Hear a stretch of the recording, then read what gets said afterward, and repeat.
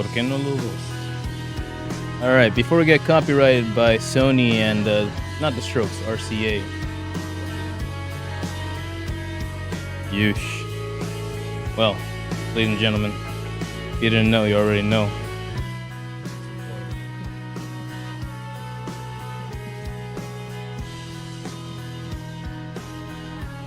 It's a beautiful Sunday.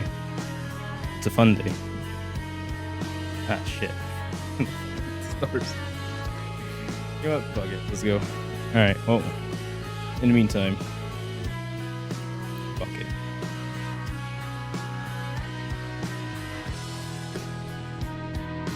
That's how you don't get copyright. Yosh! Zenbu da ii desu ka? Hai, hai, hai. Desu ka? Yosh. So ka. Here we go.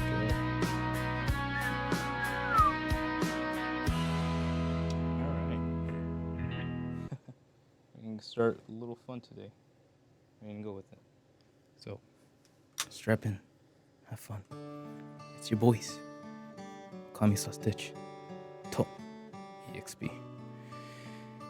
A little bit of fun these.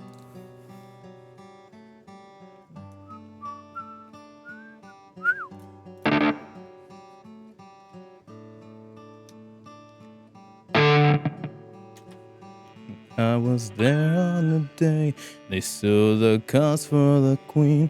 And when the lights all went out, we watched our lives on the screen. I hate the ending myself, but it started with an alright scene. We'll lose the roar of the crowd that gave me heartache to sing. It was a lie when they smiled and said you won't feel a thing. And as we ran from the cops, it's so hard it would sting. Yeah, if I'm so wrong, and how you listen all night long, now will it matter after I'm gone? Because you never learn a goddamn thing. You're just a sad song with nothing to say. I'm better lifelong, wait for the hospital stay. And if you think that I'm wrong, it's never meant nothing to you. I spent my high school career bit and shoved up to agree. Though I could watch all my heroes sell a car on TV, bring out the old guillotine, we'll show them what we all mean. Yeah, if I'm so wrong, how can you listen all night long? Now it matter after I'm gone, because you never learn a goddamn thing. You're just a sad song with nothing to say about a lifelong wait for a hospital stay. And if you think that I'm wrong, it's never meant nothing to you. So go away, just go away. But where did you come to, and where did you hide? Go find another way, price you pay.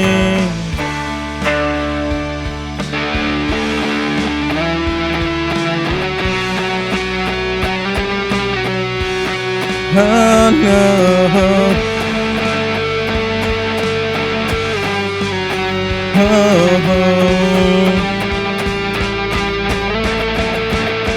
you're just a sad song with nothing to say I've been a lifelong wait for a hospital stay.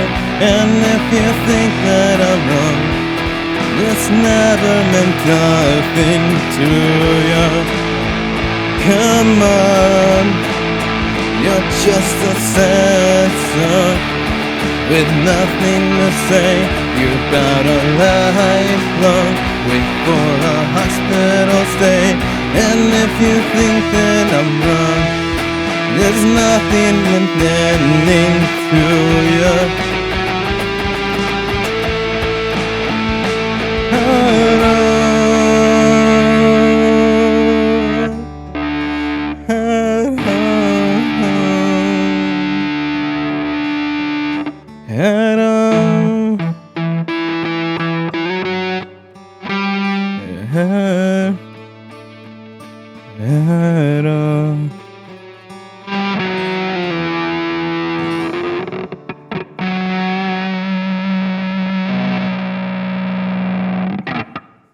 Wow. Okay. Well, that's a little too serious for our tone. But you know what? We can take it further. Musica. All right, it's gonna be fun.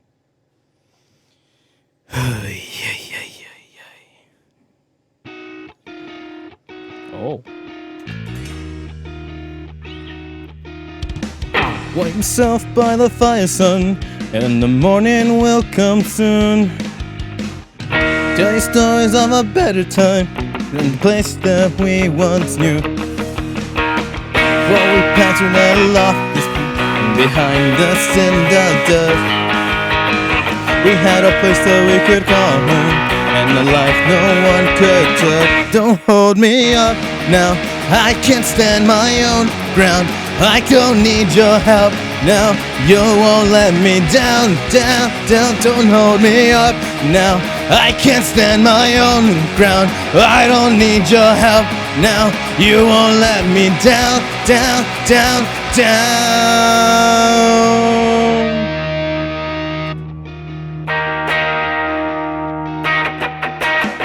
We are the angry and the desperate, the hungry and the cold. We are the ones who kept quiet and always did what we were told. We were sweating while you slept so cold in the safety of your home. We've been pulling out the nails that hold up everything you know. Don't hold me up now, I can stand my own ground. Yeah, I don't need your help now, you won't let me down, down.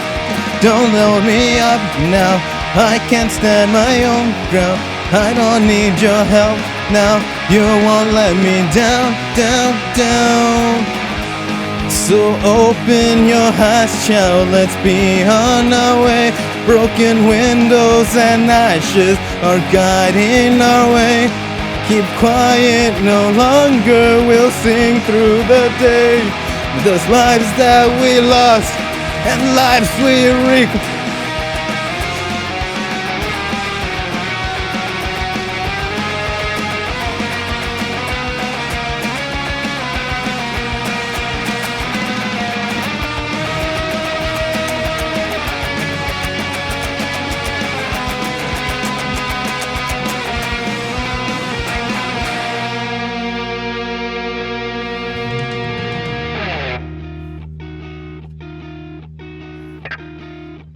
Don't hold me up now, I can't stand my own ground. I don't need your help now, you won't let me down, down, down. Don't hold me up now, I can't stand my own ground. I don't need your help now, you won't let me down, down, down. Don't hold me up.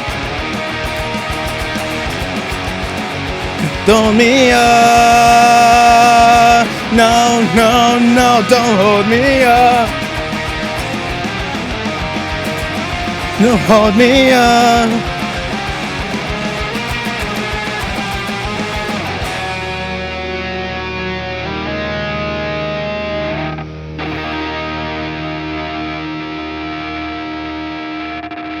Oh, okay. Well, on that note, it's hot. I'm gonna say bye.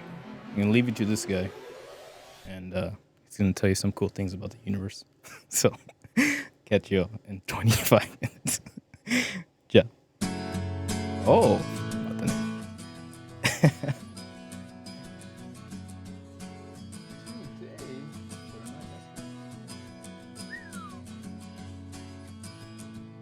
Yosh. Very nice. Well, if you didn't know, it is a Sunday. It is warm in California.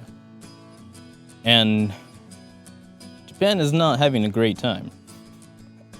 Because manga's July 2025 Japan disaster prediction shakes up fear of the big one. And holiday plans is by a Variety Townsend. That's a new one. I like that. Because over the past few weeks, an obscure manga has been making headlines in Japan called, quote, The Future I Saw, Watashi ga mita mirai. Author Ryo Tatsuki claims that Japan will be hit by a massive natural disaster in July 2025, and predicted this has been cited as reason some holiday makers are abandoning their summer plans to travel to Japan, and has exploded across Japanese social media platforms. Very nice. As why are some people apparently believing? And how has an upcoming Japanese horror movie become mixed up in this panic? The manga, The Future I Saw, was published in 1999. Features Tatsuki, a character, and is based on dream diaries she has been keeping since 1985. The cover of the 1999 edition shows Tatsuki's character with a hand up to one eye. Oh. With postcards above her head referencing various visions she claims to have seen. One of them reads, March 2011. A great disaster.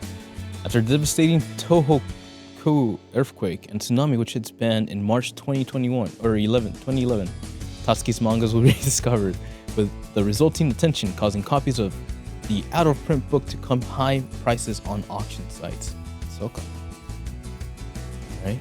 In 2021, a newer version of Tatsuki's manga was published, the complete edition. In its printing, Tatsuki added another premonition that in July 2025, an even bigger natural disaster will occur. According to her, the tsunami tripled the size of March 2011. One will hit Japan. With Tatsuki's previous predictions about March 2011 being right, information about her 2025 forewarning quickly spread across social media in Japan. As reported by other media outlets, it seems that Tatsuki's July 2025 prediction may have also caused some superstitious people to avoid traveling to Japan this summer. However, the scale of this drop in numbers is unclear. It seems to be most prominent in Hong Kong, where the manga is available in translation. According to these guys, Hong Kong and based fortune teller and TV personality Master 7 has added to Tatsuki's prediction, claiming that Japan's earthquake risk will be higher between June and August this year. Isn't that the same prediction? Come on, dude. Japan's domestic TV reporting on this has centered on Hong Kong-based airlines' responses to these premonitions. As reported by AAN News and other TV stations earlier this month, airlines have canceled its 3 weekly flights to the Japanese city of Sendai, which was greatly impacted by March 2011 earthquake.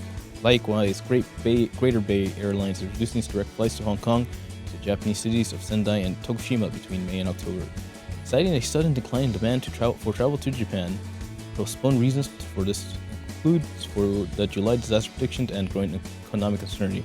In a press conference at the end of April, Murai, the governor of Miyagi Prefecture, where Sendai is located, commented that the unscientific foundations of disaster predictions spread on social media and urged holidaymakers to ignore them. Naturally, this increased mainstream media coverage of The Future I Saw, and its alleged impact on tourism has brought the manga into the spotlight again. On May 23, it was reported that the complete edition has sold over 1 million copies. This increased interest also coincides with an upcoming movie called July 5th, 2025, 4:18 a.m., which starts screening in Japanese theaters on July 27th. Strange things start happening to the main character in the movie, who has her birthday on July 5th. And the film uses the July 2025 earthquake prediction from Future I Saw as an inspiration. All this media coverage and the manga and its disaster predictions are likely drawing attention to the film. However, some of the Japanese social media discourse and content created by Tatsuki's premonition misrepresent that the movie title refers to the date that the disaster is predicted to happen, and blend scientific information about earthquakes with alarmist warnings caused the publisher Insta to issue clarifying statement. Quote, "We would like to emphasize again that the author Tatsuki did not refer to a specific date and time mentioned in the movie title. We would appreciate it if people could take care not to be misled by fragmented information in the press and on social media, etc." From earthquakes to tsunamis to floods and landslides, natural disasters frequently occur in Japan. Although it may be scientific, Tatsuki's premonition and its coverage taps into a bigger science-backed fear. According to seismologists, there's a 70 to 80% chance that the Nankai Pro mega quake will hit Japan in the next 30 years. Oh wow. This has also been back in Japanese news again this year, as government published revisions to its Project Death Toll for such a quake at the end of March 2025. A true mega quake could hit a huge area of Japan, impacting many major cities, resulting in about 300,000 fatalities. It also has the potential to generate huge tsunamis, hence why fear-stirring posts and content combines Tatsuki's premonition. Oh really, Tatsuki? Cute. With scientific estimates about worst-case scenario. Nanaki thorough quakes, however, it is currently impossible to accurately predict the exact date and location of a major earthquake and tsunami ahead of time. And Japan's meteorological agency refers to such prediction as hoaxes on its homepage. It seems that with Japan being such a natural disaster-prone country, Tatsuki may have gotten lucky with her March 2011 premonition marching up. Over the past few weeks, many Japanese-speaking commenters on X have been critical of the media coverage and panic surrounding Tatsuki's prediction. Quote, "It's stupid to believe in disaster's premonition from manga. Nakai true quake could happen today or tomorrow," said one user. Tatsuki herself responded to the attention, saying that while she is pleased in the interest in her manga has increased people's disaster preparedness, she urges people not to be overly influenced by her premonition and to act based on experts' opinions. Whew. Mainichi Shimbun. That's everybody's newspaper. What? Oh, everyday newspaper, sorry. Everyday newspaper. Well, this is one of those interesting moments in time, kinda. Because if you want to relate to the Americans, we have a saying. That saying is, Simpsons got it right. So, Matt Graug, or Garog, or whatever you want to pronounce it, he has a habit of kind of like speculating about future topics, and somehow those future topics end up coming true. Now, it might be like one of those putting the chicken before the egg, or the egg before the chicken, whatever, but this is a even more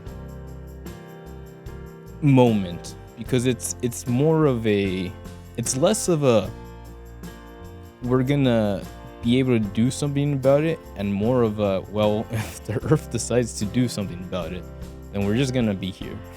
And that's kind of a bummer, right? So the second note I'm kind of thinking into this is that Japan tourism has really gone out of the puddle, and it's not really cool to them to have to put up with all our bullshit, but at the same time it's helps them with the economics or whatever. But on the third spectrum, we're also damaging their economy by shoving our fucking overinflated inflation into their normalized regulated wages that have kept that country just based out for the longest time. It's a long story, but where we go here is a question of what is more of a question of when than if, right? I mean, we know that like things are happening out there with the polar caps melting and all that shit, and it's definitely had like an interesting effect in, say, California.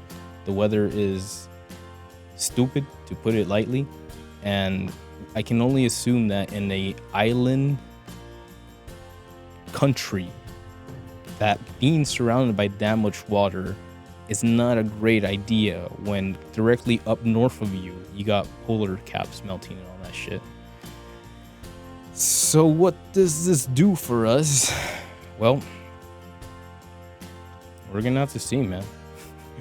This person may not be like the what's we call it, sellout clairvoyant of this guy's. Yes. Sellout clairvoyant like Master 7 over here. Even though 7 is a pretty damn cool number. The idea that there are people out there that can pretty much like Final Destination piece these things together even way beyond their time is a fact, you know. So it's happened before. It's happened to The Simpsons. It's happened to Futurama, which is kind of leads into the hystericness of like, wait, is the guy who created The Simpsons from the future or whatever? But at the end of the day, just keep your ear to the ground and see what's going on. I hope things go well as they can when it comes to a natural disaster. We've seen a couple of them here in the Americas and how that leaves destroyed buildings behind. So these private companies buy them up to repay them or to build them again, and then they have to sell these overpriced buildings back to the people who used to own these buildings. So there's a lot of negativity that can happen in people's moments of griefs. So I'm just hoping that America can fucking like be cool for 5 minutes and not be like, oh, I'm gonna go visit the country that's gonna get hurt by an earthquake. But you know, you already know. But hey, stay safe for all my Japanese friends out there. I see you. I don't know, if you ever want to swing by to sunny California, we'll go hit the beach or something. Damn, that's pretty cool. But hey, speaking of hitting the beach, Clair Obscur Expedition 33 promises fresh round of collector's editions as original sell for over $800. Lordy, this is by Ethan Gotch over at Kotaku. Right. RPG fans love their collector's editions, but few guessed how big or good Clair Obscurs would turn out to be, including its own developers. The result was a very limited set of physical releases, including collector's editions exclusive to certain retailers, immediately vanished from store shelves. People are trying to resell them for as much as $1,500 on eBay, but fortunately, developer Sandfall Interactive has just announced it's making more. Yeah. On Thursday, announced that the Monolith set, which essentially everything from the original collector's edition minus the physical game, that's a bummer for everyone who really just wanted a disc version of their new favorite RPG, but still good news for fans who are looking to get their hands on physical art book and soundtrack, two parts of Clair Obscur that have been received high praise. What song's that? Expeditioners. Earlier this year, a collector's edition sold out way faster than we expected. We know a lot of you missed out, so we spent time since then putting something together with Laced Audio. Presenting the Monolith set. It includes all the physical merch. Yay! Clair Obscur Expedition 33. Includes all the physical merch from the collector's edition, just with the base game and downloadable cosmetics. Okay? Quote, Sandfall Interactive puts on X. Quote, that means a steelbook case. Monolith music box. Nice. Is it the one that goes like do do do do do do? And Expedition Journal art book are all there. Oh, that's cute. The Monolith set will sell for $120, way cheaper than hundreds some fans are asking for in order to part with original collector's editions right now. The only other hitch is that if you're in the US, that set might end up costing extra because President Trump's constantly shifting import taxes. I have to pay for that today. Fuck, man. Due to the ongoing tariff situation between US and China, shipping costs to the US will be higher to account for potential charges at delivery, and the US customers may incur additional import duty. Pre-orders go live on May 23rd and will be limited to 2 persons to help deal with scalpers. Fans will have until June 12th to try and get one. Yay. Look at that. That's cool. That is so cool. I don't think that's ever happened before. That a company goes like, listen, dog. Fuck those guys. We'll do it ourselves. And then they just resell the thingy. That is really, really, like, if we want to talk about the developers who are making the next generation moves, like the leaders of the future class, these guys right here have been through the bullshit of Ubisoft. These guys right here know corporate for exactly what they are. These guys right here love the gamers. Because I mean, sure, if they could just be hyped up for it right now, you know, and just being like goodwill to people. But when we talk about being a president, you know, just having that responsibility of handling the situation to the best of our abilities, you have to look at the goal, man. It just makes sense. It just makes sense to look at this and be like, you guys are fucking assholes. There is no reason for you guys to like have to pay off your rent by fucking scalping other people off of an entertainment product. And obviously games are not the first to like get scalped. You know, we have created this super toxic environment where everyone needs to fucking buy all the shiny fucking cards, all the fucking shiny collectibles in order to feel like they are worth something. And it's unfortunate because we lose the idea of like, hey man, a music box is pretty freaking cool. An art book is like a staple when it comes to like video games. Like the amount of design that goes behind art in a presentation of a game is astronomical. So to be able to have art fans who are able to keep that part of history is awesome. And so you get like a couple of these things, right? It's who earns more out of this?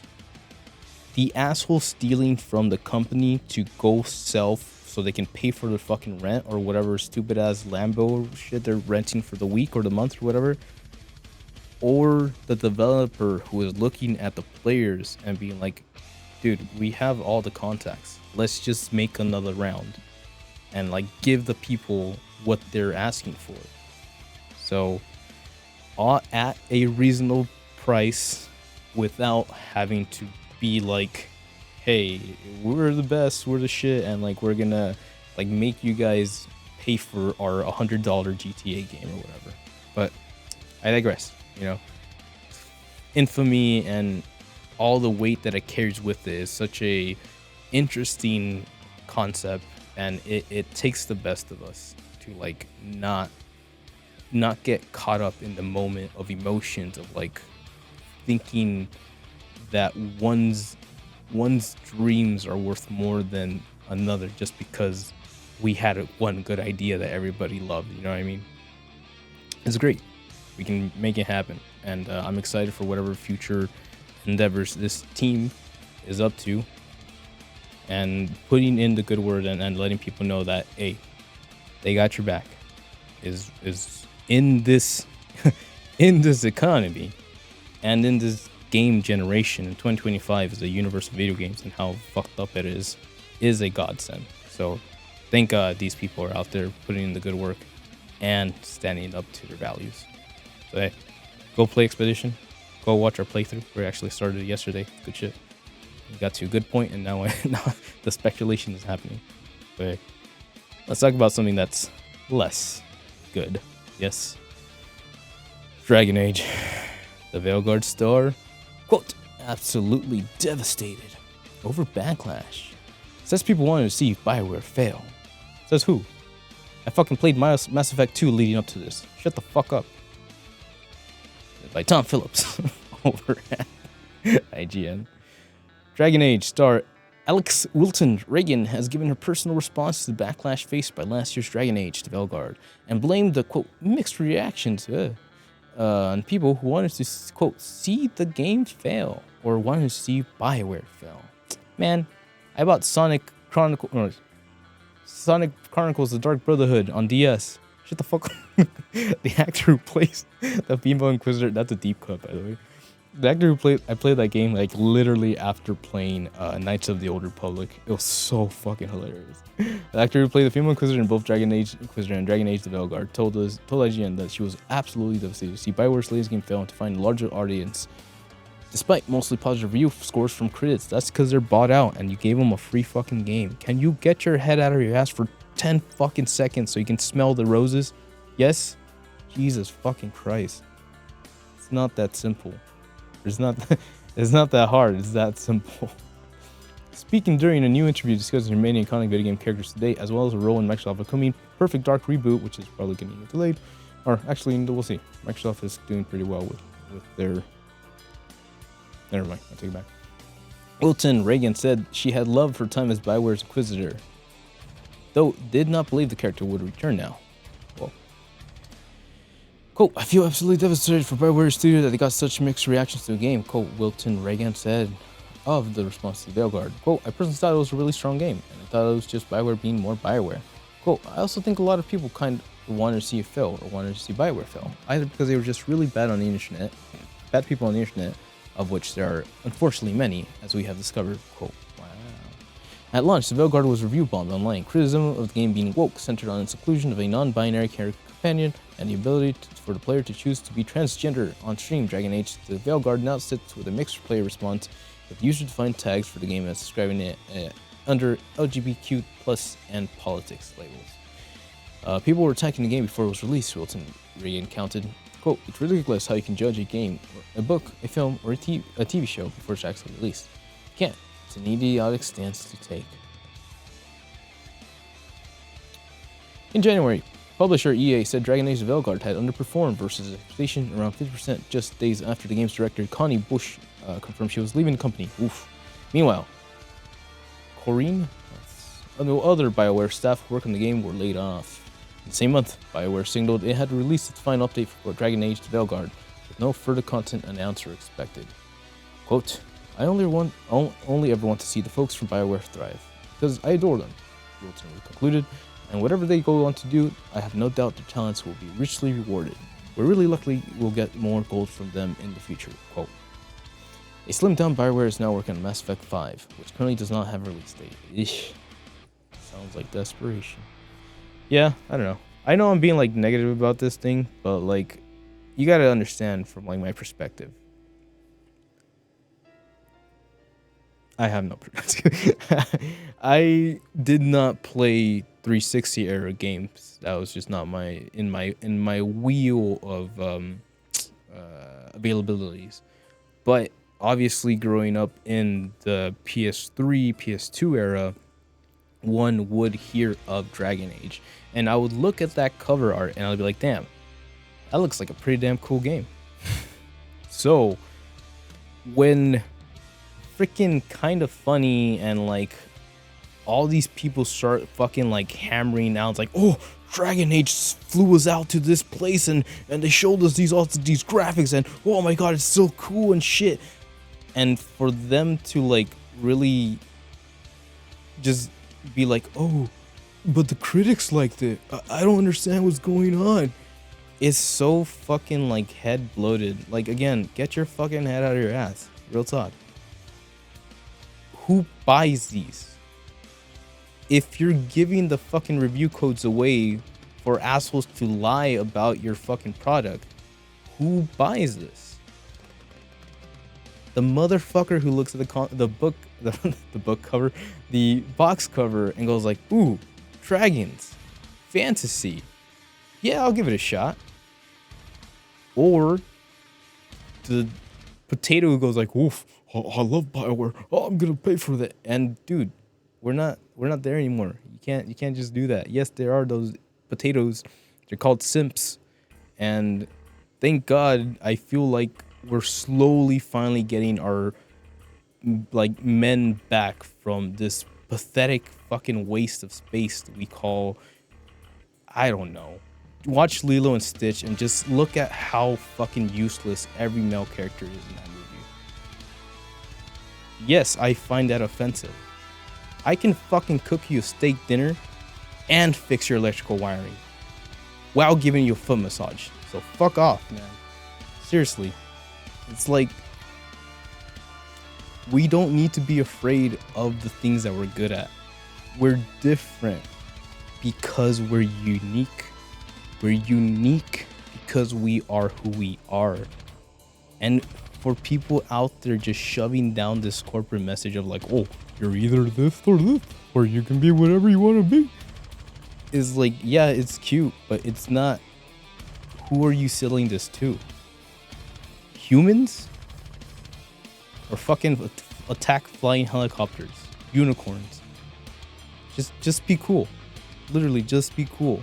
Just understand that there's people that have feelings, that have emotions, and you're able to express those in a healthy manner. If you're not gonna be berating everybody who's not in your quote-unquote team. Because we've seen this. We've seen this play out over and over. Nothing is different except for the fact that they want to represent something. And you should just represent yourself. But hey, let's talk about someone who didn't represent themselves. And they're in a load of trouble. Fortnite in legal trouble after adding AI Darth Vader. Damn, we talked about this a couple weeks ago, and these are the results. This is by Zach Swain over at Kotaku. SAG-AFTRA, the massive actors and media union with over 16,000 members, filed an unfair labor practice with the National Labor Relations against Epic over its inclusion of AI-powered Darth Vader in a recent Fortnite update. You might have heard about the AI-powered Darth Vader that was added to Epic's popular Battle Royale game last week as part of an ongoing Star Wars themed season. It's pretty damn cool. I should play that too. Players could talk to his AI-powered Vader and ask him questions. I wanted to ask him about the questions of life. And the AI character, and how does he feel about his wife dying? And the AI character and single father life, what's that like? And the AI character was assigned to mimic that of the late James Earl Jones, and was done with this and his estate's permission pretty quickly after he was added to the game. Players got him to say slurs, swears, and other questionable stuff. Epic patched him up and seems to have gotten Sith Lord under control, but now the developer is in hot water with one of the largest media unions in the country because it included his AI-powered Vader without first communicating or bargaining with SAG-AFTRA. That's a disturbing thought, but I think I get I think you're doing this for never mind, I'm gonna hold it back. On May 19, as reported by Eurogames, SAG-AFTRA announced that it had filed an unfair labor practice charge against Epic Games and subsidiary Llama Productions. Quote, we celebrate the right of our members and our states to control the use of their digital replicas and they welcome the use of new technologies and allow the new generation to share in the enjoyment of those legacies and renowned rules. Quote, said SAG-AFTRA in statements. Quote, however, we must protect the right to bargain terms and conditions around the use of the voice to replace work of our members, including those who previously did the work of matching Darth Vader's iconic rhythm and tone in video games. End quote. SAG-AFTRA says that Epic and Llama Productions, quote, choose to replace the work of human performers with AI, and did so without providing any notice of their intent to do this, and without allowing the union to bargain over fair terms. SAG-AFTRA voice actors is currently on strike against large video game companies, including EA, Activision, over various issues. The strike started in 2024. One of the big ones is more protection against AI copies, like Darth Vader in Fortnite. Yep, that's where we're at. So, I mean, don't get me wrong, it's a cool concept, right? It's like a cool idea. It's just that I think they're right. They literally told no one, and I get it. I get maybe they wanted to keep a surprise or whatever. Fortnite did, or Epic Games wanted to keep a surprise, but at the same time, it's like, I don't know, man. Clearly this was like a test run. It was like the beta. We are the beta testers in this moment. And while that sounds kind of cool, at the same time, it's like, well, we don't know what this AI is learning. And I mean that in like every possible sense. What digital codes is it like reading? What is it learning from the players it works with? What is it recording, right? What is it actually recording? And like, I know we signed the end license user agreement, but like, man, again, you're not telling anybody this is gonna happen. So like, if you put on notes like, oh yeah, by the way, he will record literally everything you're telling him, so we can use it to help develop this AI be smarter and use slurs against you, then yeah, people would have to think about this. And that's probably why they didn't ask. It's easier to mess up and ask for forgiveness and to ask for forgiveness and like them to say no, right? The fear of rejection is overpowering. But again, if you have the technology, if you have the resources to test something like this, then it is a responsibility of those in power, not necessarily a overarching power, but just the general idealization of like, with power comes great responsibility, motherfucker. Then yeah, you should probably tell people that, hey, this AI is gonna be here. It's pretty cool, and we got permission from the Jones estate, but it's still in its beta testing. It is a surprise for us, so be cool with it. Be nice. It is a friend. Because again, what the fuck are these AIs learning from the internet?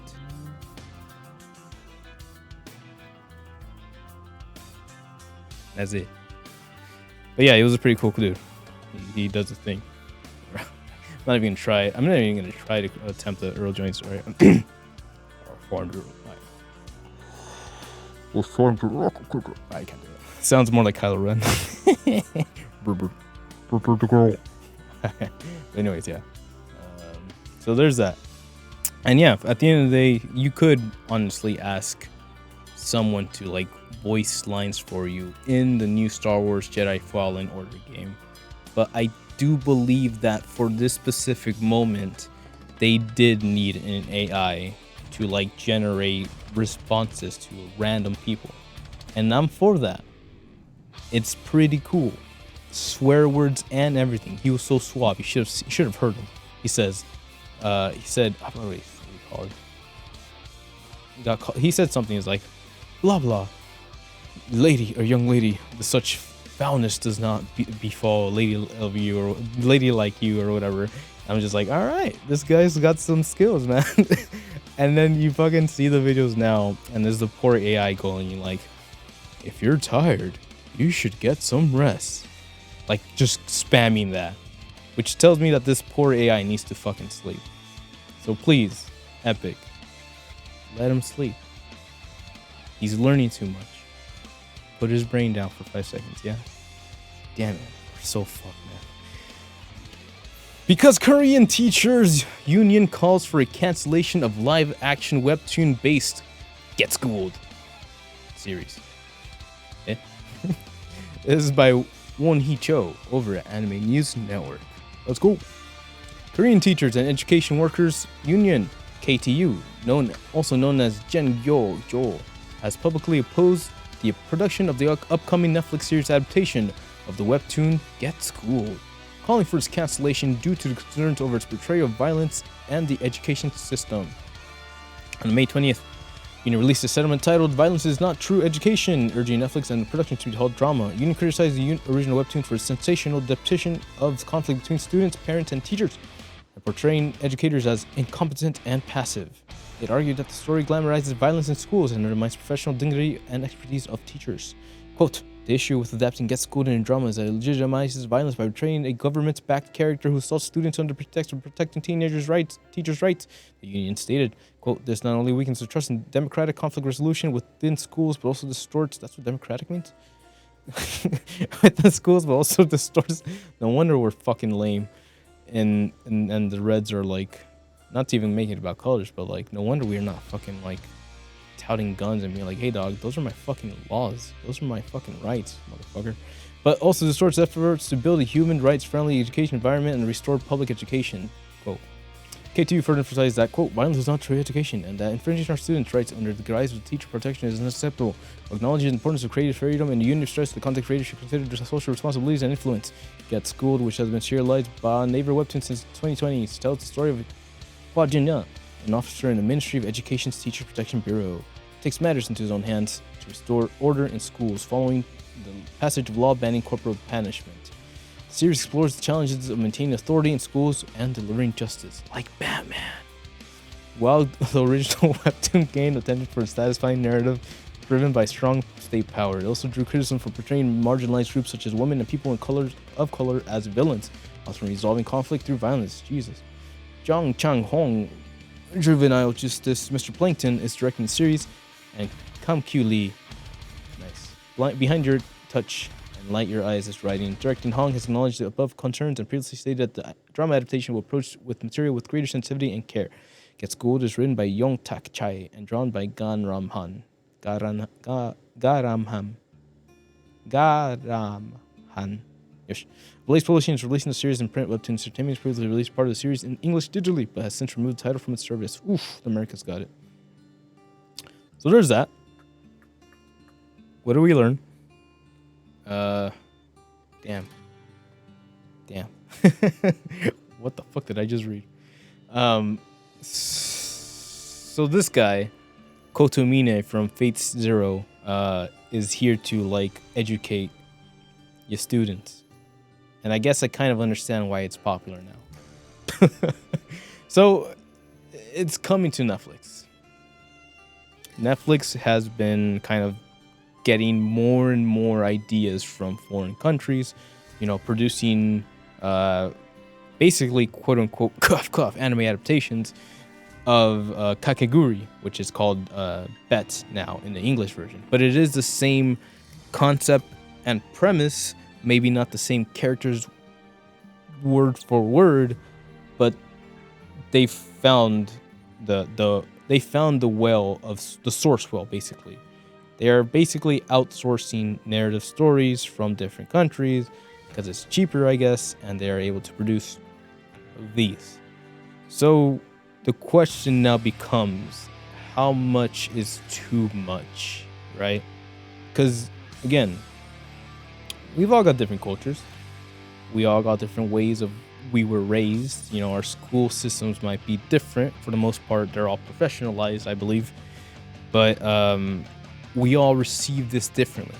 And I'm not saying you shouldn't do it, right? For one matter, being able to see how, I guess, brutal a certain part of the universe has it when it comes to the education system might open our eyes to be like, oh shit, we're either not doing enough or we need to go help those people. But if it becomes like, if people are all over the new adaptation of Bet, aka Kakegurui, because it's basically sexualized porn fetishing gambling, well, I guess that is pretty much the premise of the original story anyways. But it's like, what type of people are we bringing to the party if we're gonna stray away from what is kind of like what inspired us in the first place? So again, I'm not saying Bet is that, right? For an angle, for a part, I think it does a good job of presenting this storyline in an easily digestible format for generalization, which again isn't terrible in its own right. But if we're gonna start denying culture just for the sake of making it acceptable, then I do feel like we're missing a bit of the point here. If the plan is to get different sources of narratives so we can kind of like compare them and share them and be like, oh, that's how they feel in that side and that's how they feel about this side, about relationships or job hunting or X amount of things, then why are we going to promote a quote-unquote fantasy universe where nobody has issues? So, does that make sense? Like, we're quote-unquote whitewashing culture just so we don't have to feel awkward sometimes. And I feel sometimes those moments we do need to feel awkward to kind of get us feeling kana. So hopefully it doesn't go out of bounds too far or whatever, but hey, obviously I'm not Netflix, so I ain't gonna be the one to draw those lines for anybody. So hey, it stands to us, it stands to our culture, it stands to our people to just be like, let's approach this with a bit of grace and responsibility, please. Because responsibility is all it takes. Fortnite is back on the US App Store after nearly 5 years away. Good lord. This is by Zach Swain over at Kotaku. I've been hearing about this. We're going to figure out what's going on. Epic's super popular free-to-play Fortnite is finally available to download and play on iOS after being removed in 2020. This return to the store follows recent pressure from a federal judge. Let's fucking go! Urging Apple to allow Fortnite back onto its digital marketplace. Earlier this month, Judge Yvonne Gonzalez Rogers, who has been involved with this court battle since the start, ruled that Apple can no longer take a cut from purchases made outside of apps that block tech giants from restricting how developers can point people to third-party payment options. The judge also ruled that Apple must immediately stop blocking or hindering devs from including third-party payment options. This led to Epic announcing that now it could freely include its own payment system, which will return Fortnite to the Apple Store in the United States. But Apple, which is appealing to the ruling, wouldn't provide approval for Fortnite to return as part of its standard Apple approval process. This move prompted Epic to request that the court step in. On Monday, Judge Rogers issued an order warning Apple that if they didn't comply with the court's demands, it could wind up back in court needing to explain itself. Quote, Apple is fully capable of resolving this issue without further briefing or in hearing, said the judge. Quote, however, if the parties do not file joint notice that the issue is resolved and the court's intervention is required, the Apple official who is personally responsible for ensuring compliance shall personally appear at the hearing hereby set for Tuesday, May 27th, 2025. Seems like for now, at least, Apple has decided to avoid another legal fight in court, and Fortnite is back on the App Store after 1,741 days. But nobody's counting. We back, fam. Tim Sweeney, Epic. Is that... No. Shut the fuck up. Is that Sydney Sweeney's dad? Or uncle? Son of a bitch. Is this why she wants to be in video games? Oh my fucking god.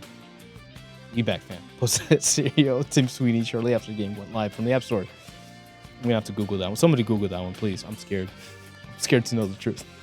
Of course, Apple is appealing to judges' orders as it fights to control the App Store and take a cut of every transition made in the official App Store on iOS devices. Apple has the resources to continue to fight in court. I expect this isn't the end of the legal war between Epic and Apple that started nearly 5 years ago. So when Epic decided to sidestep Apple's policy of taking a cut in every app transaction, this move led Fortnite to be removed from the App Store and continuing to court battles. Now players can log into Fortnite with their iPhones and iPads once more. I was long-winded. I don't mean the article, I mean the battle. Because, yes, for a cool second, Fortnite has not been in the App Store. And that is impressive. Because you literally have an unstoppable force meeting an immovable object. Yes, that's a Batman quote. I guess that's a Nolan. Fuck was his name? Christopher Nolan quote. Sorry. Wow. So, what bothers me, I guess, is the fact that like these guys were super set with like not making any money from these guys. That was a big battle. It was basically a big freaking like what's this called? Stick comparison of like, oh, well, I don't need your money. I have enough money. I'm Apple. And Fortnite going like, well, I don't need your Fortnite or I don't need your platform because I got my platform. And then it's like, yo, man, y'all being stupid. and then just being like them clearly showing that it's affecting them by like not listening to the court, which is what pisses me off the most. The fact that these stupid ass let's call them conglomerates have their heads so far up their ass because they donate so much to Donald Trump that they're like, oh, I got a president to back me up. Like, I don't need to listen to no court. And that's the part that pisses me off. That's the part that pisses me off. Because corporate, like, what's the word? You know how Cyberpunk only has, like, those big-ass fucking corporations that own everything? Yeah. I'm thinking they're back. So, that's where that rubs me the wrong way. Thank God there is still a court system that works at least underneath these people that is telling them, hey, how about you guys just fucking like man the fuck up? So please stop being dumb. In other news, Fortnite has opened its own kind of like rewards program for every time you buy in their own platform, which is actually a huge incentive to like, you know, spend your money on the Epic Store rather than PSN, rather than Apple, rather than Google Play. So it is a slippery slope in terms of what this means for the future of live service gaming. But at the same time, I think this is a step that needed to be taken. And unfortunately, nobody but Epic had the resources, like the literal fucking assets, to go on a one-on-one with Apple. And thankfully, I do believe that justice has been resolved for a point. But we'll see. There's going to be a lot more change in the future, and we'll see how these guys play with each other. So, we'll see what happens there. But you got something to look forward to. Elden Ring. Game gets live action film helmed by Civil War's Alex Garland. Well, if you weren't busy talking about Sydney Sweetie, well, here she is now. Bandai Namco, A24 collaborate on the film from Ex Machina Annihilation director. And he's the guy who's doing 28 Days Later. Yeah, I just saw that movie. Bandai Namco Entertainment film company A24 announced on Thursday that they are working live action film adaptation of Elden Ring game with Alex Garland set to direct and write the film. Peter Rice is producing alongside Andrew McDonald and Alan Rake from DNA, with George R.R. Martin and Vince Geraldis also credited as producers. Software launched Elden Ring for PS4, 5, and Steam on February 22nd.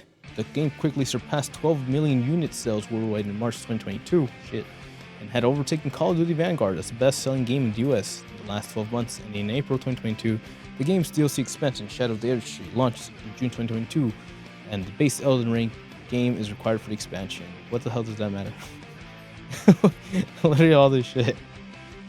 Literally all they have to write is that that is happening. But hey, let's talk about Garland. Garland previously wrote the zombie apocalypse film 28 Days Later and psychological sci-fi thriller Sunshine, both starring Cillian Murphy. He directed and wrote Ex Machina Annihilation and Civil War films, and wrote and co-directed the Warfare film. I can see that was good. Which opened on April 11th. He's writing the upcoming 28 Years Later film, opened June 20th. He was also a story supervisor on DMC Devil May Cry video game, released in 2023. Really? He was in charge of this shit, Storm? Fucking love that game. It's like my guilty pleasure. I actually fucking love that game. Oh, we talked about it. I stayed up one whole night to beat it, and I went to school like with 2 hours of sleep, and I was like, I did it. I fucking did it. But yeah, so if we're talking about how video games are slowly being absorbed into Hollywood, well, here we are. No one's saying it's a bad thing. No one's saying it's a good thing. I love A24. I can definitely see them kind of start slipping though. They're kind of like at their peak right now. And if they don't like, if they start selling out pretty much, then yeah, I feel I can see the quality down sloping. So hopefully we can still have the team that actually like is creative, fun, and wants to do cool stuff, hang out this a bit longer. But hey, this is gonna be one. This is gonna be a big one. This is definitely gonna be the one that like the gamers are gonna have to be like, yo guy, let's go to the movie. And I'm curious about that one, because these are the motherfuckers who have spent hours getting abused by this game. You put them all in this theater, what the hell? Even I don't know what happens next. But I'm excited, so look forward to that. And we also got more Hideo Kojima Death Stranding film coming 2024. So definitely A24 is looking to become the company who has focused most on kind of special effects, which it naturally makes sense as to why video game developers will look at them and be like, hey, can you guys animate this guy with fingers or what? And hey, here we are. So looking forward to that. Hopefully it does some good stuff in the future, and hopefully it kicks in. And hey, you already know I love my movies. I need to go watch Dirt Reckoning one more time. But for the last one of the day, let's try to keep a global mind, yeah? GeoGuessr fails in controversial study tournament after map makers revolt. Quote, when you tell us we've got it wrong, we take it seriously. Okay, this is by Ethan Gotch over at Kotaku. GeoGuessr will not be one of the games participating in Saudi Arabia's Esports World Cup this year. Wow, I didn't even know they actually had that. After criticisms of sports washing and the country's poor human rights record, the competitive guessing game that's popular on Twitch has previously agreed to be part of the event alongside Riot, Blizzard, and other game makers. Damn, I fucking hate that is these people. It really would be these people. But reverse course after a full-on revolt from its community of map makers. Quote, you, our community, have made it clear that this decision does not align with what GeoGuessr stands for. Quote, the CEO behind the game announced on Thursday. I've seen your reactions, quote, I've seen your reactions over the past few days regarding the decision to participate in Esports World Cup in Riyadh. Daniel Antel wrote in Statement on X, quote, we made a decision, it was with positive intentions. To engage with our community in the Middle East to spread GeoGuessr's core mission is to let everybody explore the world. Continued, that you said, our community. That said, you, our community, have made it clear that this decision does not align with what GeoGuessr stands for. So when you tell us we've got it wrong, we take it seriously. That's why you made the decision to withdraw from participating in the Esports World Cup in Riyadh. What the hell? Didn't they still charge people for like the Steam version? GeoGuessr's retreat comes in the face of an uproar among fans after it revealed it would be joining the competitive gaming event scheduled to take place over the summer in Riyadh. We, quote, we, the creators of a considerable share of GeoGuessr's most popular maps, have decided to make our maps unplayable in protest of GeoGuessr's AB's decision to host a World Championship wildcard tourney at the Esports World Cup (EWC) in Riyadh. Zemip posted on the game subreddits yesterday. The EWC is a sports washing tool used by the government of Saudi Arabia to distract from and conceal its horrific human rights record. That does actually check out. All of it. They own Nintendo, by the way. They own a big share of Nintendo. I won't say they own Nintendo. As Aftermath reports, GeoGuessr uses data from Google to test its players' geographical knowledge, but relies in large part of community maps to funnel all that information into locations and content for PvP duels that are more interesting to play than watch. Many fans signed up onto the map maker's boycott, with support for the blackout spreading throughout the GeoGuessr's Discord, even as big prize pools in Saudi Arabia try to lure the game's top competitors. Fucking assholes. Esports World Company features a 70 million prize pool with lots of flashy peg entry, launched in 2024 as part of a growing pattern of Saudi Arabia trying to leverage sports, entertainment, and gaming in particular to diversify its economy and improve its national image, which is otherwise tainted by everything from anti-LGBTQ laws to the slaughter of journalists critical of the ruling royal family. Esports pros and other scores from Valorant to Dota 2 have faced criticism for participating in that effort. Imagine the one dev with the balls stand up to Saudi as a GeoGuessr, wrote former Overwatch League caster Christopher Montecristo Michaels after it reversed course. Quote, time for Riot, Blizzard, EA, and Epic to follow suit. Oh, Epic's not doing that? Epic's in there? Fuck. So, yeah. I obviously am not a big fan. It's not necessarily that, like, they're shitty people, per se, even though from what we've all read, they kind of are. It's the idea that, like, yes, for the past, I want to say 5 years, I want to say back to like 2015 or 2017, something like that, these dudes have been so fucking like headstrong about buying into the video game industry. And like, again, no one's saying you're not allowed to do that. But when you jump in with your fucking piles of like dirty money, yes, your blood fucking money, and you're trying to promote like, oh, we're the video game guy. It just gives me like this shitty vibe of like of how Microsoft low-key just bought up all these developers and kind of like took credit for the developers, you know, and like while they are helping out and doing cool things for a cool second, it was like they were like taking laps for stealing someone else's work, and that just sucks, right? And it just sucks more because it's not saying they're bad people, but to just go for where the money's at and to like just clearly not necessarily have any other interest than like stocks, money numbers go up. It's shitty. Again, we just talked about how Americans going to Japan and fucking up their economy has really fucked up like what it means to live in Japan, and like just the tourism and just all that just messes with the fluctuations of what is expected and like what you actually need to live in that place. And now that these fucking assholes have seriously stepped into the gaming realm, you see Nintendo selling for 450, 500. You see their fucking boxes now going up to $80 a game cartridge for a fucking digital download. And it all makes sense, because it's all to benefit the quote-unquote investors, the one asshole who has been given everything. So I guess it's kind of shitty, you know, like it's on me for like being like, oh, they got everything, blah blah blah.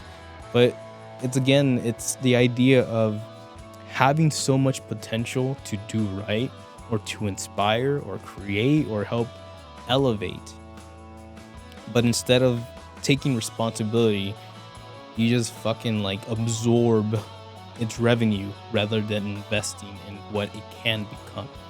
And that's disappointing, depressing, and just pretty fucked up. And like, when I say that, like, I'm worried about how video games will be in the future, and like how they're slowly losing that sense of humanity, it all stems from here.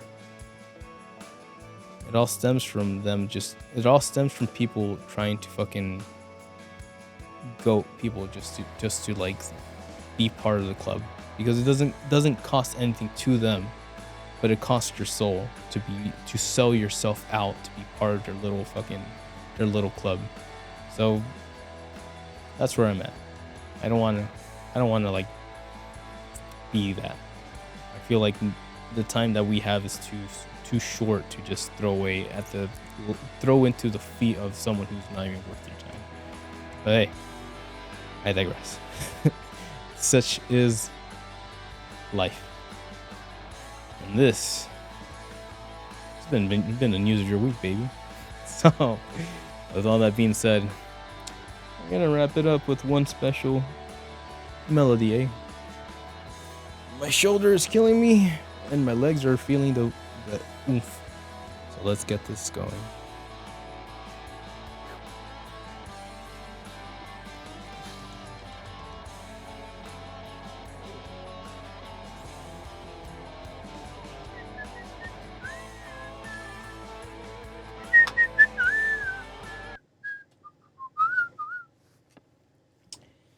All right. Gush. Legush. Vamos pues.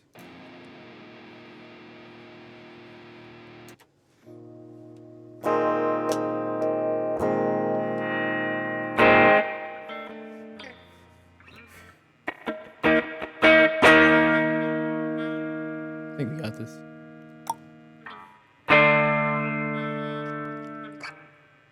Psycho note. Hey.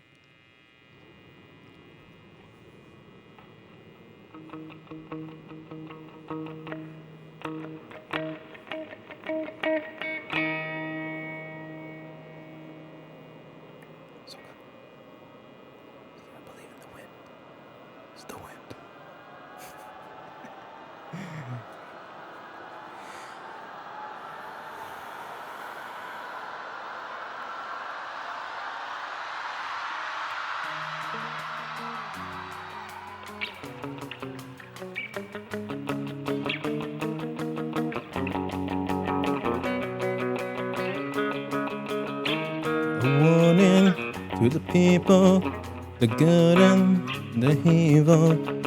This is war. To the soldier, civilian, the martyr, the victim, this is war.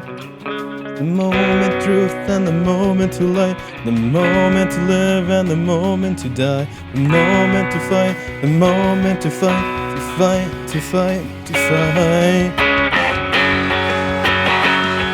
We will fight to the death, to the end of the earth.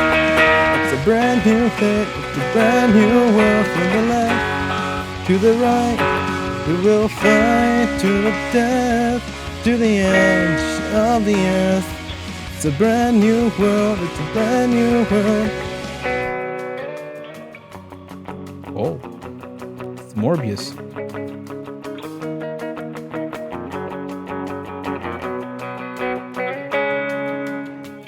A warning to the prophet, the liar, the honest. This is war. The leader, the pariah, the victor, the messiah. This is war. The moment to live, the moment to lie, the moment to live and the moment to die. The moment to fight, the moment to fight, to fight, to fight, to fight. To the left, to the right, we will fight to the death, to the edge of the earth.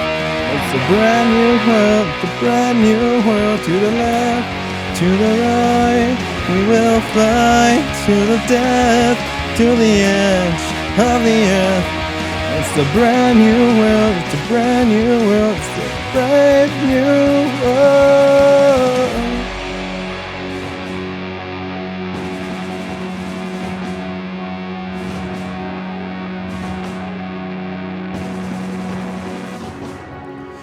I don't believe in the light. Raise your hand to the sky. The fight is done, the war is won. Lift your hands into the sun. Toward the sun,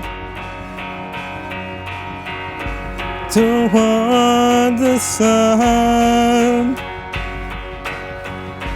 toward the sun. The war has won.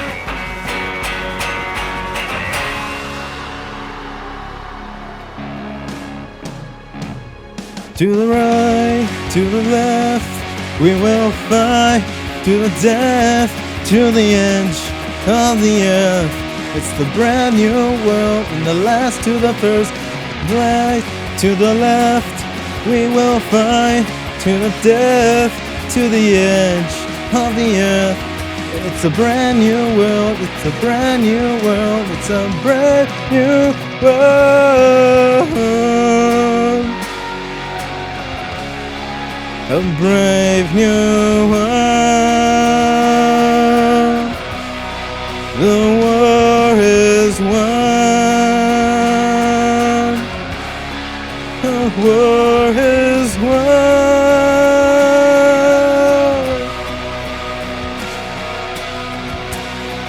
A brave new world.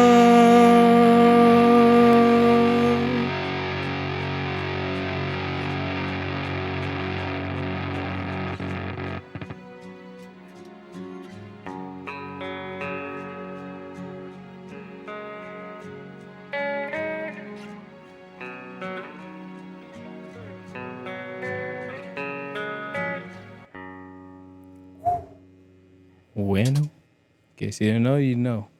Now you know. But still so far away. We still got time. Even if we don't, take it. Make it. Make sure you are okay with who you want to be. and where you go from here. The future is what we make of it, and if you give it something more than just monetary value, I think you can lean on that. So, be fun, be happy, be free. And if you like that, if you like hanging out with us, hit that like, subscribe, be cool. You got more fun things in store, and with plans and with dreams and with hope, a new hope. But until then, hasta la próxima. Ciao. Mátame.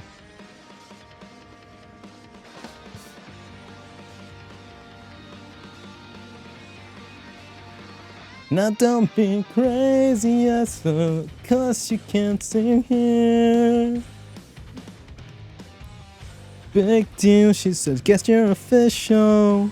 I only said it cause I know what it's like to feel burned down, get you down. We've all been there sometimes, but tonight I'll make you feel beautiful once again. Sun went down. Yeah.